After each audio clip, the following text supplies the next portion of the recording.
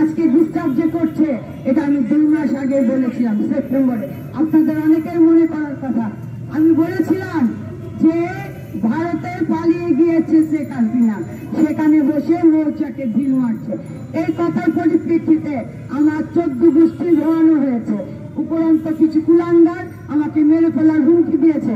হুমকি বা মেরে ফেলার ভয় অপর্ণা পায় না কখনো। রাজপথে ছিলাম, রাজপথেই থাকবো। আপনারা দেখেছেন। আমি যে কথা বলবো, চিন্ময় দাস তিনি সাধু, তাকে সম্মান জানাই, কিন্তু তিনি আমাকে বলেছিলেন যে আপনি হিন্দুদের বিরুদ্ধে বলেন। আমি হিন্দুদের বিরুদ্ধে বলি না। আমি যতবার হিন্দুদের পাশে দাঁড়িয়েছি, আপনারা কে কখন হিন্দুদের পাশে দাঁড়িয়েছেন? 17 বছর প্রতিটা হিন্দুর উপর নির্যাতন হয়েছে, তখন কোথায় ছিলেন? এই কথা আমি আরো 2 মাস আগে বলেছিলাম। শুভেন্দু আজকে বড় বড় কথা বলছে। তিনি দিল্লিতে না যে বাংলাদেশের বর্ডারের কাছে এসে বক্তব্য রাখছে। আজকে তিনি রপ্তানি বন্ধ করবে বলছে, পেঁয়াজ রসুনের কথা বলছে। তাদের যেই দোষর খুনি হাসিনা, সেই হাসিনাকে তারা আশ্রয় দিতে পারে, আমি মানলাম। মোদিবাবুর খুব পেয়ারের লোক হল শেখ হাসিনা, তাই আশ্রয় দিয়েছে। সেই শেখ হাসিনার অনতিবিলম্বে আমরা ফাঁসি চাই। কেন ফাঁসি চাই? আমাদের এবারের আন্দোলনে 24 সালের আন্দোলনে শিশু খুন হয়েছে। সেই 2024-এ শিশুদের খুনের তার বিচার চাই। হুকুমের আসামি শেখ হাসিনার বিচার চাই, বিচার চাই।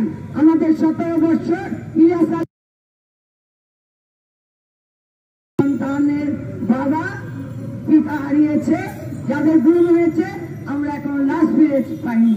তাই শেখ হাসিনার বিচার চাই। আমি যে কথা বলেছিলাম যে শেখ হাসিনা ভারত এসে আমাদের দেশে ষড়যন্ত্র চালাচ্ছে, তখন আপনারাও হেসেছেন। যেই মহিলা কি বলে, আজকে 2 মাস পরে পাচ্ছেন ষড়যন্ত্রের বন্ধ। সেই মোদিবাবু এত বড় বড় কথা বলেন, সেই মোদিবাবু ব্যর্থ হয়েছেন কূটনীতিবিদদের নিরাপত্তা দিতে। সেই মোদিবাবু হিন্দুত্ববাদ নিয়ে বড় বড় কথা বলে, সে ভারতের হিন্দুদের নিরাপত্তা দিচ্ছে না।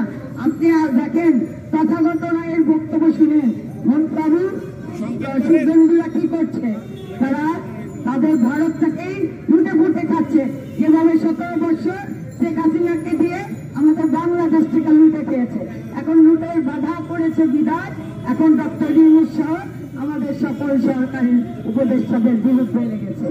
আমাদের সরকারি উপদেষ্টার কাজ কি ছিল? অন্তর্বর্তী সরকারের কাজ, তারা প্রশাসনকে সংস্কার করে অন্তর্বর্তীকালীন একটি সরকারের মাধ্যমে সুষ্ঠু নির্বাচন নিবে, যেখানে আমাদের গণতন্ত্র ফিরে পাবো, যেখানে আমাদের ভোটের অধিকার ফিরে পাবো, যেখানে আমাদের ভাতের অধিকার ফিরে পাবো। সেটাই হলো তাদের দায়িত্ব। তাদের দায়িত্ব এই 8 দফা নিয়ে নয়। তারপরে কিন্তু 8 দফা যদি যৌক্তিক হয়, তার পাশে আমরা সবাই আছি, এই কথা কিন্তু বলা হয়েছে। তারপরে বারবার শাহবাগে আপনারা আন্দোলন চালিয়ে আমাদের হিন্দুদের শান্তিতে থাকতে দিচ্ছেন না। আমি এই কারণে বলছি, সংখ্যালঘু কথাটা আমি ঘৃণা করি। আমি বারবার আপনাদের বলেছি, আমি সংখ্যালঘু নই, আমি বাংলাদেশি। আমি একজন বাংলাদেশি হিসাবে বলছি, আমার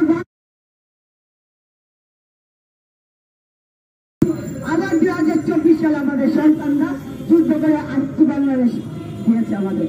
এখন যদি আপনারা আঘাত পেন, এই ভারতের বিরুদ্ধে আমরা যুদ্ধ ঘোষণা করব এই প্রেস ক্লাব থেকে। সকলকে আমি আবারও ধন্যবাদ জানাচ্ছি। অনেক কষ্ট করছেন আপনারা সকাল থেকে সাংবাদিক ভাইয়েরা, সবাইকে আমি আবারও ধন্যবাদ জানিয়ে আমার বক্তব্য শেষ করছি। ধন্যবাদ।